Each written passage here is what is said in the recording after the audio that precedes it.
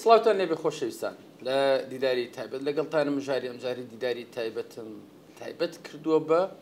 کێشەکانی بە تایبەتی پارتی و یەکێتی و پارتی چۆن بەرپرسیارانە لەگەڵ کێشە هەڵواسراوەکان ینی تەعاملەکەوە لایەنەکان بەسەرکاتەوە بە تایبەتی یەکێتی نیشتیمانی کوردستان کە هێزێکی بەرچاوە لە هەرێمی کوردستان پارتی چۆن ئەو کێشانە بڕێوێنێتەوە سەردانیاکە تەبەن لە باگراوندی ئەو بوونی ئەو گرفتانی لەنێوان پارتی یەکێتی هەیە کۆمەڵێ باسی یاسایی قانونی ینی ئابووری و سیاسی هەن لەگەڵ کاک حەسەن جەباری وەکو کاریێر لقی چواری پارتی دیموکراتی کوردستان ئەم بابەتە تاوتویەکی کاک حەسەن بەخێراتی زۆر سپاس بۆ جنابتان زۆر سپاس بۆ بەڕێستان هەوڵەکانی پارتی ئێمە وەکو چاودێرێک لە شاشەکانەوە ینی چۆن ینی هەڵێ سنگێنی سەرڕاوی پارتی هێزی یەکەمە لە ڕووی جەماوەر و لە ڕووی کورسیەوە هەر بەواتە هێزە بەڵام دوجار چەندێک پارتی سەردانەکانی چڕتر کاتەوە و کۆی لایەنەکان بەسەر کاتەوە بۆ ئەو بابەتانی کە معلقن ینی بیانێن لە تەخوار و لەسەر مێزی گفتوگۆ زیاتر تاوتوێ بکرن هەوڵەکانی پارتی دیموکراتی کوردستان کاک حەسەن چۆن هەڵسەنگاندنێکی بۆ هەیەوە ئەبێ زیاتر لەوە چی بکرێت تەمان هەڵسەنگانی ئەم دۆخە بەنسبەت بنەوە لەبەر مەبنای هەم زانیاریەکانی خۆمە کە نزیک لە مەکتەبی سیاسی پارتی دیموکراتی کوردستان وەرم گردووە هەم سەرچاوش گەڕێتەوە بۆ کۆنگری چواردە بەلاغی کۆتایی کۆنگری چواردە لە بەلاغی کۆتایی کۆنگری چواردە زۆر بەڕوونی زۆر بە ڕاشکاوی هەم جەنابی سەرۆک هەم لە کۆنگرە باس کراوە کە بەردەوام بین لە پەیوەندیەکانمان لەگەڵ هەموو حزب و لایەنە سیاسیەکان چکە پێش کۆنگری چواردەش پارتی کەم تەرخەم نەبوو لە علاقات و پەیوەندی و بەسەرکردنەوەی حزب و لایەنە سیاسیەکان هەڵبەتە دوای کۆنگرێژ ئیستا لیژنێکی باڵا دروست بووە بە سەرۆکایەتی کاک مەحموود کارجێڕی مەکتەبی سیاسی ئەو شاندەی کە سەردانەکەن بۆ لای حزب و لایەنە سیاسیەکان کە دەستیان پێ کردووە سەردانی یەکێتی نیشتیمانی کوردستانیان کردووە سەردانی یەکگرتویان کردووە کۆمەڵی دادگەریان کردووە و پێم ئەمڕۆژ سەردانی گۆڕان هەبوو لە ئەجندەکانە هەموو ئەو سەردانانەوە و چاوپێکردنە بۆ کۆمەڵی مەهامە کۆمەڵی ئەجندەیە کە ڕەبتە بە ژیان و گوزەران و وەزعی سیاسی خەڵکی کوردستان کە جنابەت لە پێشێکیکە جوان باست کرد یەکێ لەو تۆرانی کە گرنگەوە کارلێکردنی تەواوی هەیە لەسەر دۆخی ژیان و گوزەرانی ئێمە لە هەرێمی کوردستان لە هەموو ڕەهەندەکانیەوە ئەوەیە تاوتوکردنی مەلەفی هەڵبژاردن کە بێ لەم ساڵە هەڵبژاردن بکرێت کە هەم دۆستەکانمان پیان خۆشە هاوپەیمانان تاکی دەکەن هەم وەکو سمعە و سمعەیەکی نێودەوڵەتی بۆ ئێمەش حساب بکرێ بۆمانەوەی هەرێمی کوردستان کە یەکی لە پرانسەبە گرنگەکان مۆزوعی دیموکراتیەتە و ئەو دیموکراتیەتە بێ هەڵبژاردن بێ ئاڵگۆڕی دەسەڵات بێەوەی خەڵک بەشداری بکە خەڵک ڕەئی با دیارە لەقەبێ بۆیە پێم وایە یەکێک لە تەوەرە گرنگەکان کە پارتی سەردانی حزب و لایەنە سیاسەکانی کاکە هەڵبەتە وردەکاری کەیتایە لەسەر مۆزوعی کۆمسیۆن و لە مۆزوعی بابەتی چەند بازنەیە کە اتفاقیەکەی مەبدەیەن چوار بازنەیە بێ وردەکاری کەژماوە لەسەر پێکاتەوانە ئەمە کۆمەڵێک تەوەرە کە ڕنگدانەوەی هەیە بۆ سەرژیانی سیاسی ئابووری چکە هەموو سەردانێک هەموو پرۆسەیەکی سیاسی ئەگە خەڵک هەستکە ئارامی هەیە ئیسیقرار هەیە دیارە ناحی دەرونی واکە کە خەڵک پێشوازی باش لەم هەنگاوانە بکە و کارلێکردنی بێ بۆ سەر بابەتی ئابووری جگە لە ڕەهەندێک کە لە دەستی حکوومەتی هەرێمی کوردستانە نییە ئەویش ڕەهەندی مۆزوعی دراوە کە ئەمڕۆ ئاگامە لێ مۆزوعی ئابووری و بەرزبوونەوەی دۆلار بووە داوەزینی دیناری عراقی کە کارلێکردنی سەرەکی هەیە بە تایبەتی لەسەر موچەخۆران و فەرمانبەران ینی سامڕۆ کە تۆمار کراوە بە 170,000 دلار تۆمارکە تەسیراتی بۆ سەر ژیانی خەڵک لەمڕۆ ئەمیش بابەتێکی گرنگە بەڕاستی ڕەنگە لە پاڵ بابەتە سیاسەکان لێرە وەکو پێشنیارێکیش بۆ حزبە سیاسیەکان بە تایبەتی بۆ پارتی یەکێتی زۆر ئەبێ بایەق بن بمە لەفە چکە سێ حزب ئێستا سەرکی حکومڕانی وڵاتەیە پارتی یەکێتی گۆڕانە ئەبێ لە مشوری ئەوە بن چۆن ژیان و گوزەرانی خەڵک باشە بێ وەگلەی و داخوازەکانی خەڵک بە بڕوای من ئەوەندە ئابووریە ئەوەندە بیر لەوە کاتەوە چۆن نەوتی هەبێت چۆن غازی هەبێ چۆن سەرمای نەبێت چۆن موچەکەی لە کاتی خۆیان بگە ئەمانە کۆمەڵێ تەوەرن کە پێم وایە ئەبێ یەکێتی لەگەڵ پارتی پێشەم و حزبە سیاسیەکان هەوڵی جدی بن بۆوە هەڵباتە لە ڕووی موچەوە کە وتەبێژی حکوومەت کاڵێ موچە بەردەوامە بێ ئەمە بۆ خۆی ینی بابەتێکی دڵخۆشکرێ بۆ خەڵکی هەرێمی کوردستان بە تایبەتی بۆ فەرمانبەران بەڵام لەگەڵەوەشە دەبێ حسابی ئەوە بکەن چاودێری بازارکەن کە نرخەکان بەرز نەبێتەوە چکە بڕاوکە ئەمڕۆ خەڵک کە تەماشامانەکە ئەوەندە ینی گرنگ نییە بەلایەوە مەسەن ئەگەر 4 بازنەیە بیان 2 بازنەیە بیان 1 بازنەیە بێ ڕەنگە بچێت دەنگەکەی خۆی بە بەڵام گرنگە بەلایەوە ئەم حکوومەتە چی بووەکە چە نەتوان لە باری سەرشانی کەم کاتەوە چۆن مەلەفە ئابوووریەکانی بۆ چارەسەرەکە ئەمە کۆمەڵێت تەوەرە یانی زۆر گرنگە بە وردەکاری حکوومەتکاری لەسەر بکە بۆی بتوانێت خەڵکەکە ئاسوودە بێت چکەوە هەمیشە عاملی ئابووری فاکتەری ئابووری واکەگەر من ئاسوودە بم لە ڕووی ژیانی ئابوووریەوە ئەو کاتەگە پرۆسیە سیاسیەکە بێتە پێشەوە تەسیرەکاتە سەر ڕێژەی دەنگدانیش چکە بۆ مۆزۆی پرۆسی هەڵبژاردن کۆمەڵ عامل هەیە کۆمەڵێ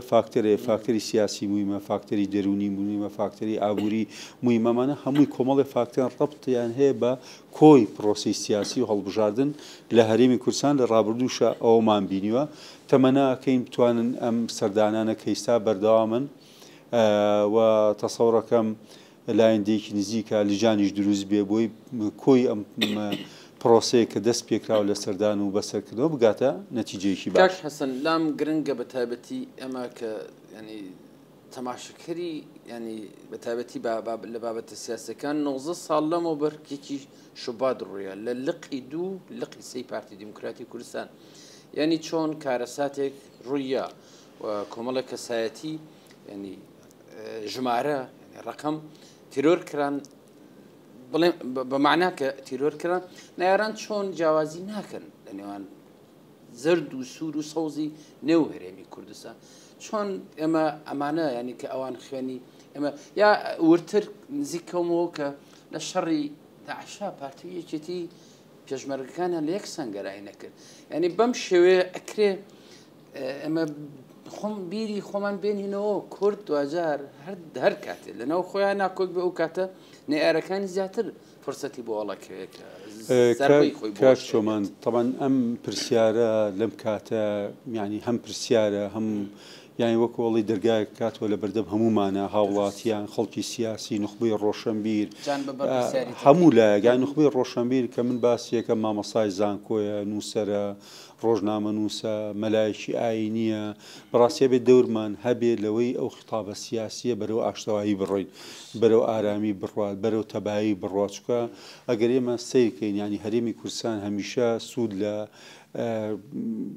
فاکتەرێک وەرەگری و باسیەکە لای هاوپەیمانان بۆ ناوخۆی خۆی کێمە توانیمان استقرار بپارێزین هێمنی بپارێزین ئارامی بپارێزین ینی ئەوانەی کە بڵین لە خوار و عێراق ژین لە بەسرا و لە ناسریە و لە زیقا کە سەردانی هەرێمی کوردستانەکەن ئەڵە شوێنەکە ئاسایشی تیا ئارامی تیا استقرار بۆی بەردەوام بێت بۆی سوود وەرگین لەو پەندانی کە ڕوویاوە لەو کارەساتانی کە ڕوویاوە بۆ خۆیەکی شوات بەلای منەوە کارەساتێکی گەورە بوو کە هەمومان لە زاخیرێ هەمومان ماوەتەوە بەڕاستی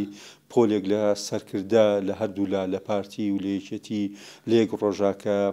شەی دەکرێن تیرۆ دەکرێن ئەوە ئاماژەیە کە بە ئێماڵەیە وەکو جەناب باسی کرد هیچ ڕەنگێک ناخوێنرێتەوە تیرۆر ئەوەی ئەمێنێتەوە ئێمە چۆن ئیسفادە لەوە بکەین یان چۆن بیکەین بە پرۆژەیەکی نەتەوەی نیشتیمانی چۆن بیکەین بە پرۆژەیەک نەوەی ئەوان شانازیمان پێ بکەن یانەوەی ئەوانەی کە شەیی بوون بڵێن کاکە نەوەی باوکمان برامان خوشکمان مناڵەکانمان کە لەو کارەساتە ڕۆژ لە شەڕی داعش ڕۆشتن بەڕاستی ئەم دوو حزبە سیاسیە هەم پارتی هەم یەکێتی زۆر پەرۆشن دەبەرە ئەو پەرۆشیە بە چی دەرەکەیە بەڕاستی بەوە دەرەکەیە لە پرۆسی سیاسیە هەندێک تەجاوز بکەین یان تێی پەڕێنین هەندێک غەڵەت لێرە و لێوێ ڕوویە هەندێک کەم و کوڕی لێرە و لێوێ ڕوویە ئەبێم حاڵەکەین یەک بین لە حکومڕانی ئەم حکومڕانی کە بە تایبەتی کابینەی نۆ کە لەسەر بنەما و ئەجندەیەکی زۆر باش هاتوۆتە پێشەوە کە دروشمەکەی چاکسازی بووە محاربەی گەندەڵکاران بووە دیارە ئەم بەرنامەی کارێک کە نووسراوە سێ حزبی سەرەکی پارتی یەکێتی گۆڕان بە تایبەتی نەخشیان بۆ داناوە ئەنجا بۆتە بەرنامەی حکوومەت بۆیە بێ هەموو ئەو کارە ساتە هەمووی ئەو کێشانی کە هەبووە لە ڕابردوو لە حکوومەتە ڕنگدانەوە یەکێتی نیشتیمانی کوردستان کە ئێمە زۆرجار لە شاشی تەلەڤیزیۆن لە سۆشیال میدیا لە شوێن جوانگلی هەیە لە حکومڕانی گلیت هەیە لە حکومڕانی پێم وایە کابینەیە ینی زۆربەی کاتەکانی مازانین ئەڵێن هەموو چوارشەمەیەک حکوومەتی هەرێم کۆبوونەوەیە کۆبوونەوە لەسەر چیەکە لەسەر بابەتە ئانیەکان هەڵسەنگانی دۆخەکە وەزی ئابووری خەڵک چۆنە کێشە چۆنە موچە بۆ تەکمیل نادرێت 200 ملیارەکە بۆ نایە محکەمەی دادگای فدرالی بۆم قەرارەی یاوە یعنی لەوێ تیمی وزاری یەکێتی هەرچەنە من بەڕاستی ئەو ناوتیمێنانە شەبێ بە یەک تیم کارکەن چۆن لە یەک تیمە بە تایبەتی لە ئەنجومەنی وەزیران هەر باسێک هەر کێشەیە هەر ئارێشەیەکێ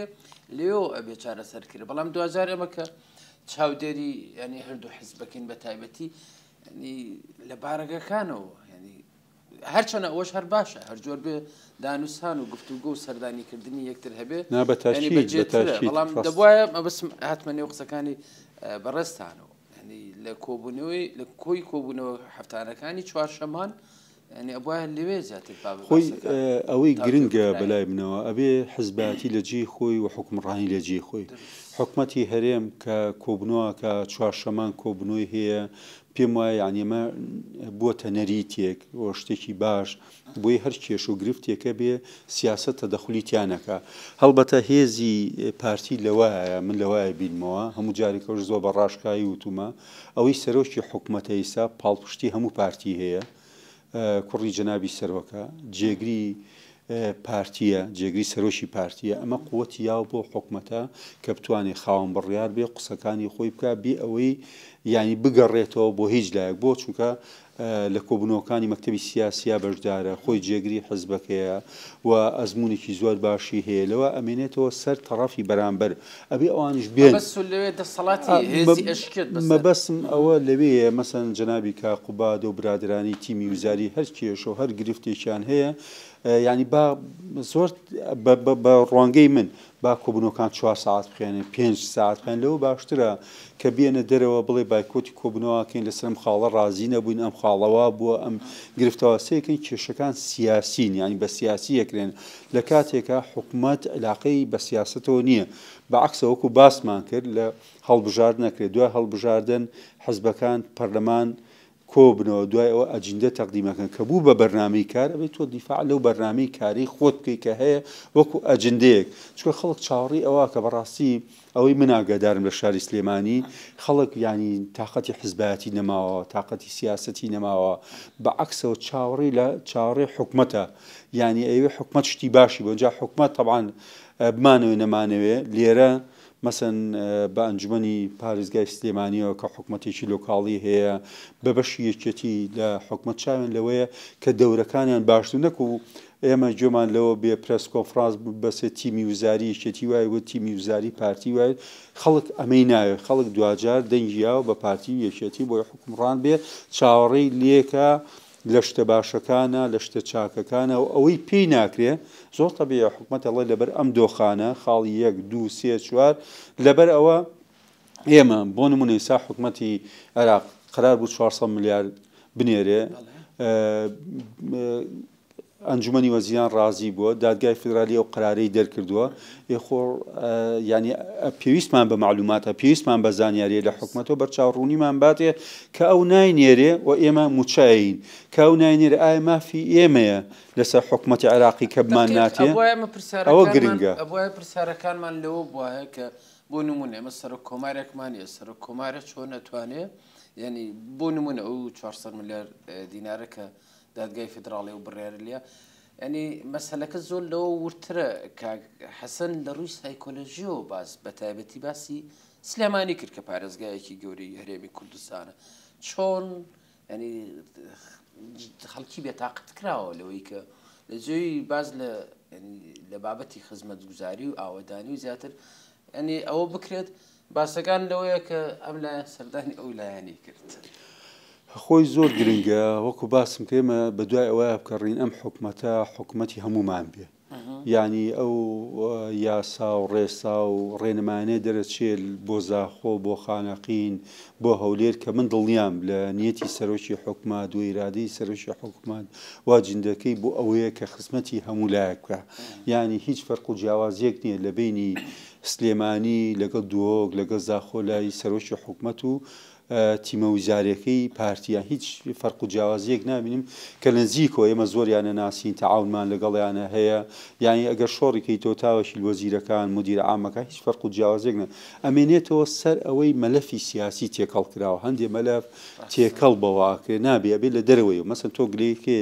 لە پارتی گلەیەکەت سیاسی لە مەکتەبی سیاسی پارتی بکە لە جەنابی سەرۆکی بکە بەیەکەوە دانشن شتەکان تەقدیم بکە ئەمێنێتەوە سەرەوە بۆیە حکمڕانی ئەبێ بۆی تۆ دوای 4 ساڵ خەڵک لێتە پرسێ ئەڵێ لە جادەیە چی بۆ کردم لە ڕێگەوبانە چی بۆ کردم لە مۆزوعی معیشەتی خۆتا چی بۆ کردم پارتی و حکوومەتەکەی حەریسە لەسەری وەڵامی پێبێ بۆ خەڵک یعنی بە دوایەوە گەڕ بۆیە سوورە لەسەر حکمڕانەکەی خۆی بە بەرنامەکانی خۆی جێبەجێەکە و پێش ئەولوێتی پارتیژ ینی وەکو لە حکمڕانیان زۆر جار باسم کردووە سێ خاڵی سەرەکی یەکەم استقرارە دووەم مەلەفی ئابووریە سێ مۆزوعی دیموکراتی و ئازادیەکانە ئەچکە ئەمە زنجیرەیەکە بە دوای یەکایەت و پارتی لە یەکەم کابینەوە ئیشی لەسەر کردو تاگا بەمڕۆ واتە کابینە دوای کابینە حکومەت ئاگای خاڵەکە کە حەسەن وتی ینی پەیوەندیەکانی پارتیەکێتی کاریگەریە لەسەر ئەو سێ بەتاشید ینی مەسەن بۆ نمونە هەندێک مەلەفی ئەمنی هەندێک مەلەفی سیاسی نابێت تۆ تێکەڵی شتەکانی کەی بکەی ئەبێ لەکوێ مەسەن بۆ نمونە ئەگەر لە سلێمانی خروقاتێکی ئەمنی هەیە حکومەت ئەبێ بە یەک چاوسێریکە لە هەولێر خروقاتێکی ئەمنی هەیە ئەبێ بێ تیرۆرێک لە سلێمانی ڕۆیان لە دووەک ڕۆیها بێت تێکەڵی شتینە بەعکسەوە هەمومان حەریز بین وەک نابێ دیفاع لەوە بکەین بڵین ئەم مەلەفە نابێ قسەی لەسەر کرێ کە تۆ بەڵگە هەبوو شایە دەبوو ئەوە هەبوونا ئەبێ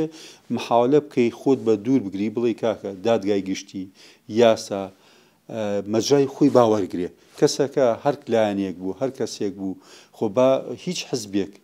هیچ ڕێکخراوێک هیچ شوێنێک بەدەر نییە لەوەی کێشە و گرفتیتیانە بێ لەبەرەوە بێ هەردوو لا بە تایبەتی پارتی وێشێتی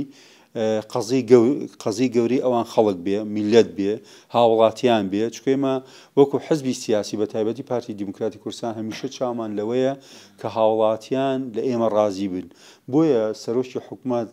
لە یەکەم هەنگاوی بە زۆر لە وەزیرەکانی وتوە ئەبێ ئێوە خزمەکاری خەڵک بن هەر بە ئاشکا بە وەزیری پارتی وتوە تۆ وەزیریت نابێ فەرقکەی لە بینی مەسەن ئەمە پارتی ئەمە یەکێتی ئەمە گۆڕانە ئەمە هاوڵاتی هەرێمی کوردستانە تۆ بێ وا تەعاموی لەگەڵکەی هاوڵاتی هەرێمی کوردستان ئەوەی لەسەر ئەم خاکاژی لە هەرێمی کوردستان ئەبێ ئەم حکومەتە فەرق و جیاوازی لەگەڵ نەکا بە پێی ڕێنمایی بە پێی ئەو حکمڕانی هەیە بە پێی یاساکان تەعاموی لەگەڵا ئەمە بۆ موسسە حکومیەکان یعنی بەو شێ لە کۆنگرەی چواردەی پارتی دیموکراتی کوردستانە یەکێک لە بەڵێنەکانە بوو کە قیادەت دابەزێ بۆ هەتا لە ڕووی پەیوەندی حیزبایەتەکانەوە ینی بەرزتریکەینەوە کە من شۆڕم کردەوە ینی ئەبێ پەیوەندیەکان وا هەر بۆیە پارتی هەر خودی پارتی وەکو حەزب سەردانی ینی لایەنێکەکە ڕەنگە کورسیەکی نەبێ یاخود حیزبێکە و ناوێکی هێ و بەتاشی ئێمە ڕێنمایەکانی جنابی سەرۆکمان بۆ هاتووە دوای کۆنگری چواردە ڕەفتارکردنی هەموو دەستگاکان چۆنە بێ و بچی ئاراستەیەکە بێ و ئەبێ هەڵسوکەوتی ئۆرگانی ئێمە چۆن بێ ینی لە ئاستی مەکتەبی سیاسی لە ئاستی کۆمیتەی ناوەندی لە ئاستی مەکاتبەکان لە ئاستی لەقا بۆ فەردێکیش کێمە لە پارتیا چۆن ڕەفتار بکەین لەگەڵ خەڵکە چۆن هەڵسوکەوت بکەین جنابی کاک فازڵ میرانی کە سەرۆکی دەستەی کارگێڕی مەکتەبی سیاسیە زۆر باشکراڵێ ئێمە هیچ پێمان شەرم نیە لە دەرگای هەموو حزب و لایەنە سیاسەکان ئەین وامانە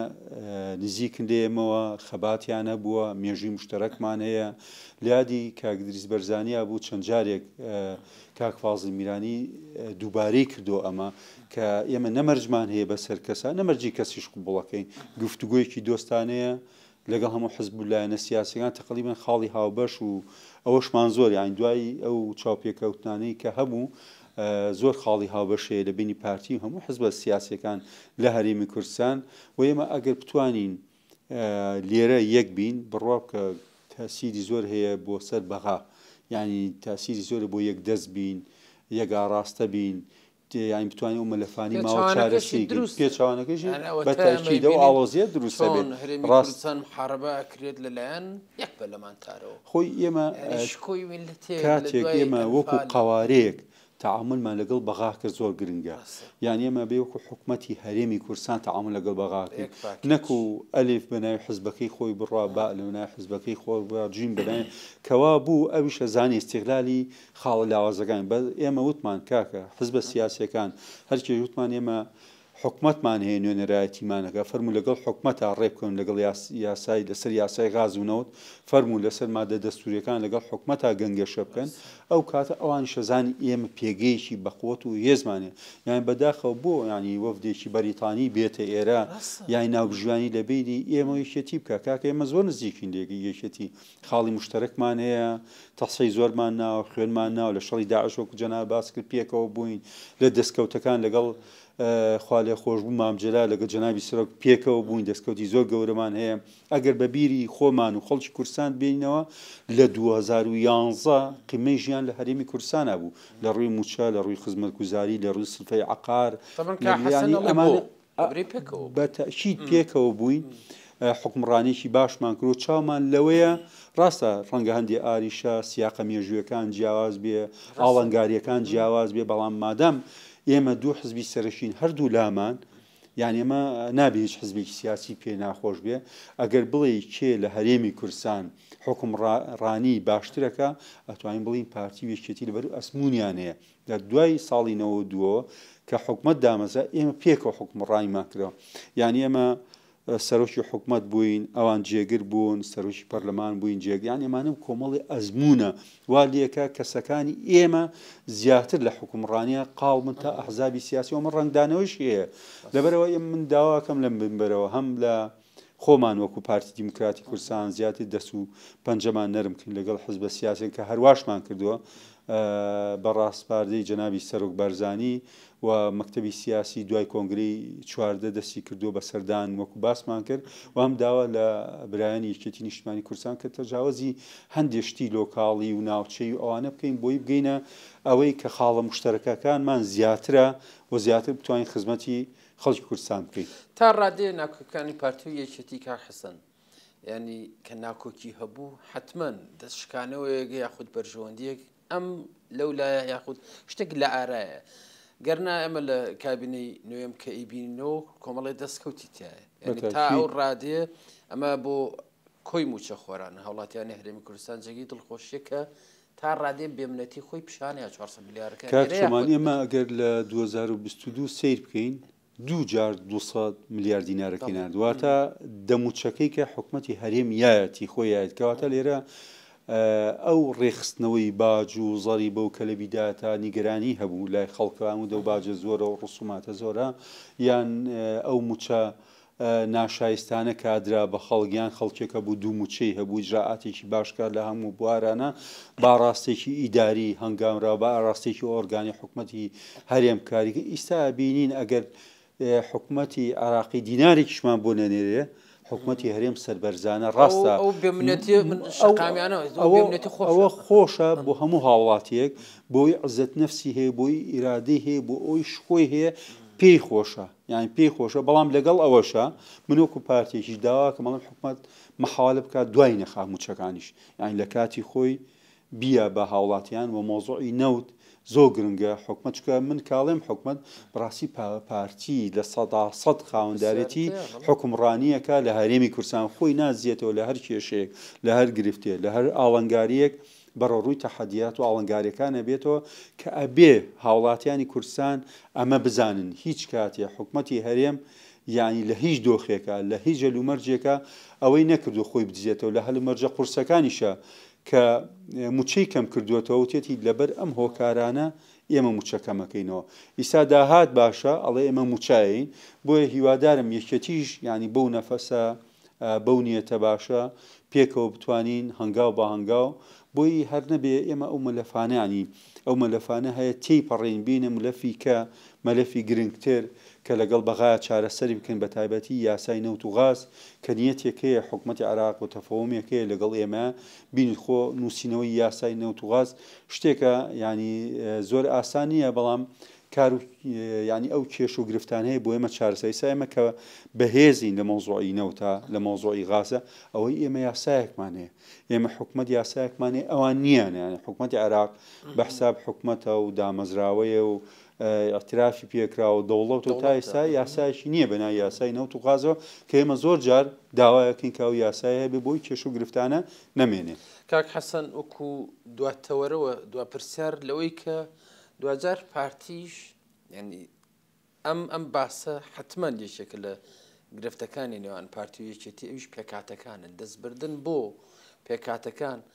بە حکمی جوگرافیا بێ بە حکمی مێژوو بێ دەکەونە ئەو جوگرافیەوە کە پارتی زیاتر دەسەڵاتی تایە هەر بۆیە ئەم دەستشکانە و سراعە سیاسانی نێو پارتی و یەکێتی هەن ئەهێنێت بۆ لەبەری ئەو هەرمونەتی کە هەیە هەرێمی کوردستان ئەوی کە پێڵێن پێکەوە ژیانە ئەنی ئەو تەسامحە نابێت دەستی بۆ بدرێ بۆ ببرێ و یەکێکیش ڕەنگە لە بەرژەوەندیانە بێ بۆیە ئەوێ ئەمە خۆی ڕەنگە هەر حزبێکی سیاسی تێڕوانینی جیاواز هەبێ لەسەر پێکاتەکان ئەوە جێگەی خۆشحاڵیە هەموو لایەکمان دانەنین بۆ پێکاتانە و حڕیەتیان هەیە لە کوردستان مەسەن لە سلێمانی لە هەولێر لە دۆک ئەو پێکاتانە هەستەکەی لە هەرێمی کوردستان مرتاحن بەرامبەر هەموو ئەو حزبە سیاسیانە هەیە زان ڕێز لێ گیراون یعنی ئەمە بۆ خۆی یەکێکە لە نقطەی جابەکان بۆ هەموو لایەکمان جێی سەروەریە ئەمێنێتەوە سەر پێکاتەکان خۆیان چۆن تەماشاکەن پێکاتەکان خۆیانەوە چی بکەن پێکاتەکان ئەیانەوێت چواربازنەیی بێ لە کاتی هەڵبژێنیایەکی بازنەی بێ خۆ ئەوانەی ئیستا لە حکمڕانین بە سکرتێری پەرلەمانەوە بەوانی لە پەرلەمانن ینی کە نزیک من لە پارتی وەکو بڵێ ئەمە نەکفرە ئەمەە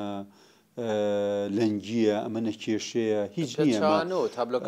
ینی بەعکسەوە ینی مەسەسا منە لەم ڕۆژانەی جۆم لە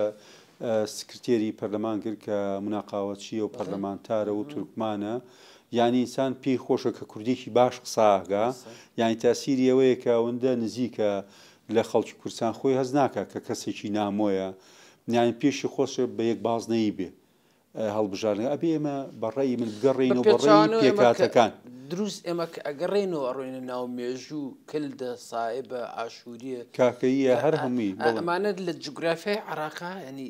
ئاسیمیلاسیۆن کران لە هەرێمی کوردستانە ینی زمانی ئەمانیان بەتاشی دەوانی لە مووسڵ غەدریان لێکران هاتە هەرێمی کورسانەوە لە بەقا غەدری لێگە هاتە هەرێمی کورسان لەبەرەوە من پێم وایە و ڕوانگە دیموکراتیەکەشەوەیە ئێمە بگەڕین و بۆ ڕێی خۆیان یانی داوا لە خۆیان بکەن بەیاننامەیان هەبێ یان کە ئەچین بۆ دیداریان لە حزبە سیاسیەکان پرس کۆنفرانسیان هەر شێوازێک خوان حەزیان لێتی لە بەلاغێکی کۆتایی ڕێی خۆیان بن بڵێن ئێمە ئامانەوێ لە ئایندەی حکمڕانی کوردستان لە هەڵبژاردنەکانە بەم ئاڕاستەیە بەشدار بین من دڵنیام کە پارتی ڕێز لە ئیرادەی تورکمان مەسیحی ئاشووری کاکەهی ئەواناگرت چۆنیان حەز لێ بێ وا بەشداری بکەن بەڵام جاریشکە ئەڵێمەوە کە ئێمە نزیکین زۆر لە پێکاتەکان و ئانی زۆر نزیکن لە ئێمەوە ینی ئێمە شانازی پیاگەن حتممەەوانی وایە شانازی پیاکەن ئەوانش بەرژەوەندەکان لەوایە کاک حەسەن وڵا من ویستم کۆمەڵە قسە و باسی ترکین لە سەرەکەی هەفتاوەشتا و بلا خاس و بلێکمە گۆڕ و بەڵام زیاتر لەوەیە کە هەروەنە پەرژای لەسەرن کاتەکەشم زۆر بەخێرات زۆر سپاس بۆ کاک حەسەن خۆشویستان ئازانێ وەژەمیشە تەندروست بن